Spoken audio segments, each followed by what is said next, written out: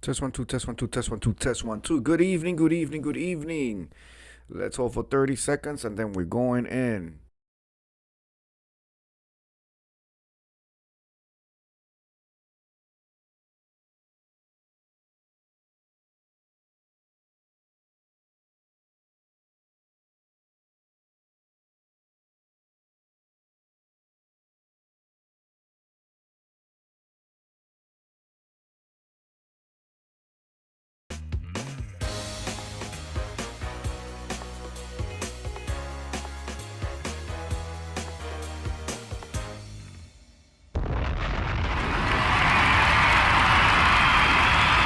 Good evening, good evening, good evening. I am Juanqui and welcome to my world. I am a cornucopia of stuff, and in this Black History Month, I'm coming through every single night live to do a profile, feature one of history's black excellence.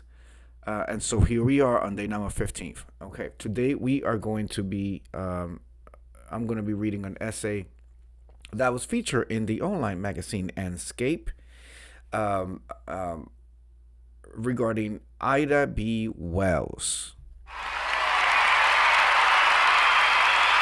Hello, Naris 21. Nice to see you. Let me get you up there. Black Heart. Okay. Here we go. Let's go ahead and get myself together here. Okay. All right. Ida B. Wells. She was a journalist, a civil rights activist. She was born in 1862. 18. My God. And deported in 1931. The quote from the essay starts with, because she was part of the Fourth Estate pushing from within to make it see black America. Drop a bomb on that.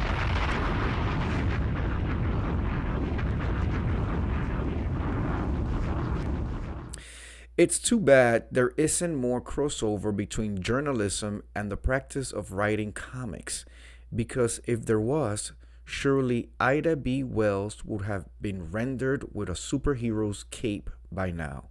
Known as, quote, sword among lions, end of quote, Wells faced down threats of death and torture for bringing international attention, not to mention shame, to the lynch mob terror that afflicted post Reconstruction black communities in the United States. Our reluctance to believe the worst about fellow human beings, especially those we deem most familiar, is one of our most persistent shortcomings. Less than 100 years ago, many could not bring themselves to believe the atrocities committed in World War II, concentration camps without journalistic evidence.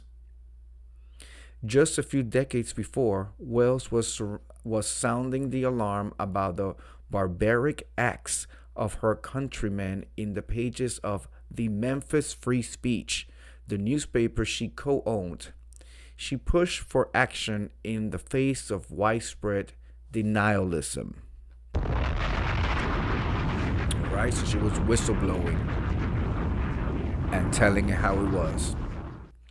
Documenting the epidemic of lynching was miserable, disheartening. Uh, Documenting the epidemic of lynching was miserable, disheartening work, but Wells also found time to advocate for the suffrage and civil rights of black women like herself. She wasn't much concerned with being polite about it. Either for her troubles, black men criticized her for being unladylike, and the New York Times labeled her a slanderous and dirty-minded mulatress. Drop a bomb on that. A mulatress. We're going to put that word in the parking lot. We're going to come back to it at the end of the week to try to figure out what the hell is a mulatress. I continue. Still, Wells rose to represent the best of American journalistic tradition and in doing so, wasn't just an advocate for those most afflicted and least comfortable, but a defender and protector of democracy, justice, and freedom for all. For all. She dared America to confront its hypocrisies head on and live up to the ideals upon which it was founded. Wells' crusade lives on, perhaps most directly in the work of journalists who documented the killing of unarmed black people by the nation's police force and the comparative oh my goodness, infinitis. Ooh, Naris 21. Say that word, Naris 21. Infinite. Ooh, lips, teeth, tip of the tongue. Lips, teeth, tip of the tongue. Okay, let's take it. Let's take it back.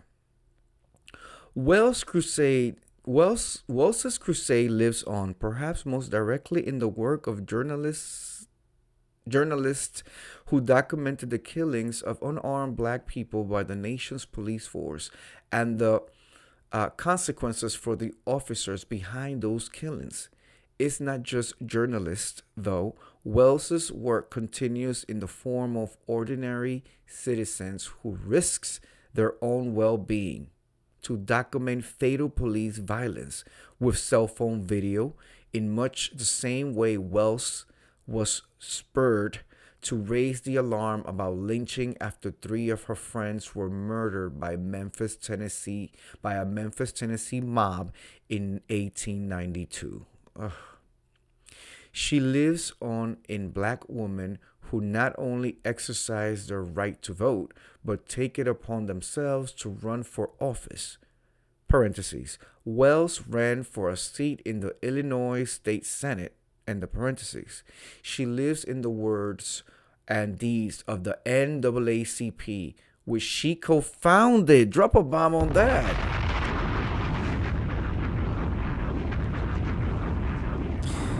She lives in the words and deeds of the NAACP, which she co-founded, and in the practice of intersectional feminism itself.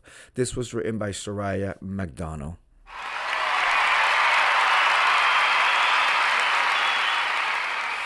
Okay. All right, learn something new. Did not know. And I've been looking at doing a little bullet on the NAACP, because if there's something that I've noticed that's consistent with all the profiles, and I'm wondering if Escape, this magazine, is somehow tied to the to NAACP, because that continues to come up. So I'm gonna do a profile on the NAACP before the end of the month. So the first word, and we're going to take care of this right now because, we got the time now, right? Let's go ahead. The first word, Naris 21, the first word that Naris 21 could not pronounce and needs help with is mulatress. Mulatress. So let's go ahead and use the Google right now.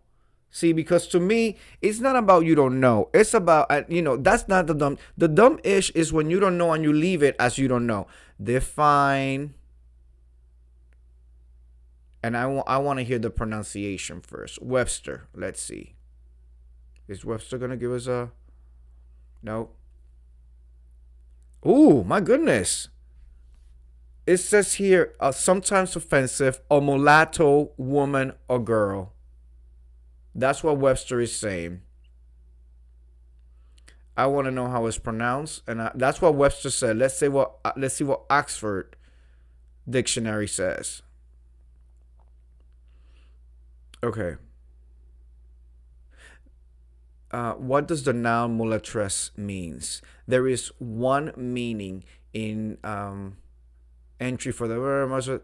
Okay, mulatress is considered offensive. Oh my God, we are saying an offensive word and we keep repeating it because we don't know what it means. See meaning and use for. Okay, can somebody please give me the full definition, please? Okay, let's hear the pronunciation in English. They have here British and regular English. Let's go. Let's see. Hold on.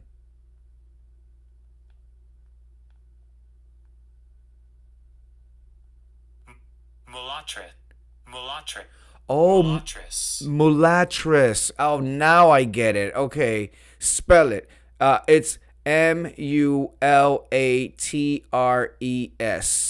Well, that's how it's pronounced, but the word is, a noun is Mulatttress. So it's considered offensive, and it's Mulatre. Mulatress. and it comes from mulatto. Now, in the Spanish world, the word mulatto is actually not offensive. Mulatto is actually a compliment. Drop a bomb on that. It's like, I don't want to use the word exotic, but in Puerto Rico, Dominican Republic, it's just, it says that you're mixed pretty much, and that word is often used. It's in lyrics and songs, and it's more of a term of endearment, to be quite honest, in Puerto Rico and Dominican Republic. Um, so that's that. Okay, the other word that Naris 21 did not know, and he was kicking his ass, was, hold on, I'm coming up to it. It was right here. I wish I would have highlighted it. Crusade, perhaps, ideal founded. Killing, Tennessee, black women, Illinois. What was the other one? Representative comes to democracy. She, hypocrisy. We know what hypocrisy means. Okay, here it goes. Infinitesimal. Infinite. Okay, let's highlight. Okay, because like I said, the dumb ish is when you don't know and you keep going not knowing, having the tools that you can right in front of you too. Okay, so we're gonna do define, and I can't even tell you guys, but I'm gonna spell it for you. Infinitsimal. Naris 21. Let's go see what this is. Infinitesimal. Oh, you gotta be fucking. Really, girl? Really? Let's try one more time. Infinitesimal. Uh-huh. Infinitesimal. Mm-hmm. Infinitesimal. I was reading an essay to Naris 21, and then he started acting to me in a weird way. That weird way was infinitesimal. Mm-hmm. It's an adjective, and it's extremely small. Drop a bomb on that. That's the definition. Extremely small. Infinitesimal. Infinitesimal. Infinitesimal. Infinitesimal means in an extremely small, tiny, or immeasurably slight degree. Okay? The writer could have just said small, tiny, itty bitty bitty. But okay, I digress. Anyway, ladies and gentlemen, thank you for stopping by. Miss Ella, we learned about Miss Ida B. Wells tonight.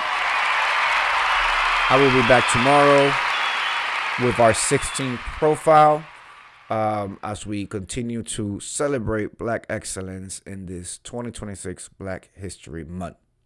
All right. Have a good night. I will see you guys tomorrow. I hope you have a blessed beginning of the week. See you guys tomorrow. Good night.